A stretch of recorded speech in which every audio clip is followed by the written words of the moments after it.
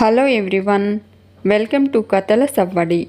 ఈ వీడియోలో నేను ఒక అందమైన ముగ్గు వేస్తూ మీకు ఒక ఆసక్తికరమైన కథను షేర్ చేస్తున్నాను. చంద్రకళ తన లగేజ్ తీసుకొని ఇంట్లో నుంచి వెళ్ళిపోతూ ఉంటుంది.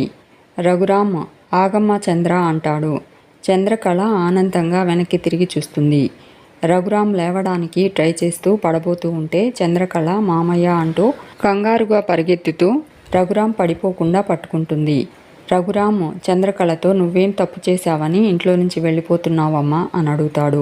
జగదీశ్వరి, శ్యామల, విరాట్, క్రాంతితో చంద్ర తప్పు చేసిందని నేను చెప్పకుండానే మీరెలా నిర్ణయిస్తారు అని అడుగుతాడు. చంద్రని నిజం దాచమని చెప్పింది తానే అని చెప్పి తను నిజం చెప్పేందుకు వెళ్తూ ఉంటే వరదరాజులు, శ్రీరాజులు యాక్సిడెంట్ చేయించారు, అందుకే తను నిజం చెప్పలేకపోయాను అంటాడు. తప్పు తను చేస్తే చంద్రకళ ఇంతకాలం నిందలు భరించింది అని చెప్పి జగదీశ్వరితో చంద్రని ఎప్పుడు నువ్వు సపోర్ట్ చేస్తూ ఉంటావు కదా, మరి నువ్వెందుకు చంద్రని అనుమానించావు అని అడుగుతాడు. జగదీశ్వరి రఘురామ్ని ఆ పరిస్థితుల్లో చూడడం వల్ల తనేమీ ఆలోచించలేకపోయాను అంటుంది.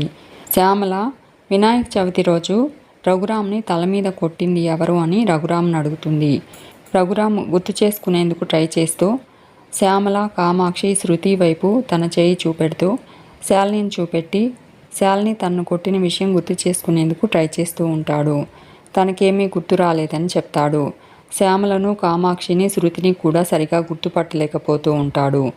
విరాట్ నాన్నగారికి ఏదో ప్రాబ్లం ఉన్నట్టుందని డాక్టర్కి ఫోన్ చేస్తాడు. డాక్టర్ రఘురామ్ని టెస్ట్ చేసి అందరినీ పక్కకు తీసుకుని వెళ్ళి రఘురామ్కున్న ప్రాబ్లం గురించి ఎక్స్ప్లెయిన్ చేస్తూ ఉంటాడు. ఇక శాలిని డాక్టర్కి ఫోన్ చేసి ఆయన కోలుకోకుండా చేయమంటే కొత్త రకం మెడిసిన్ ఇస్తాను, దానివల్ల నరాలు చచ్చుబడిపోతాయని చెప్పారు అంటుంది.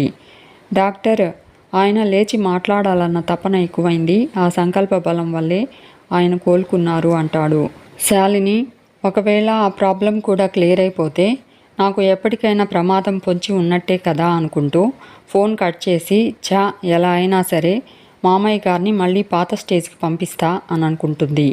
విరాట్ చంద్రకళను చూస్తూ మిసెస్ చంద్రకళ గారు అంటాడు. చంద్రకళ చెప్పండి శ్రీవారు అంటుంది. విరాట్ మీరు నిర్దోషి అని తేలింది కాబట్టి ఇక మీ శిక్షను రద్దు చేయాలి కదా అంటాడు. చంద్రకళ చేయాలి కదా అంటుంది. శాలిని చంద్రకళని కోపంగా చూస్తూ ఉంటుంది. విరాట్ ఇక మీరు మీ భర్తకి దూరంగా స్టోర్ రూమ్లో ఉండాల్సిన అవసరం లేనట్టే కదా అంటాడు. శ్యామల కోపంగా చూస్తూ ఉంటుంది. చంద్రకళ అంతే కదా అంటూ ఉంటే విరాట్ ఇంకెందుకు ఆలస్యం, మకాం మన బెడ్రూమ్కి మార్చేసేయి అంటాడు. శ్యామల, కామాక్షి కంగారు పడుతూ ఉంటారు. చంద్రకళ అలాగే బావగారు అంటుంది. విరాట్ నవ్వుతూ ఉంటాడు. మీకు ఈ వీడియో నచ్చితే లైక్ చేయండి, షేర్ చేయండి, తప్పకుండా సబ్స్క్రైబ్ చేసుకోండి. Thanks for watching.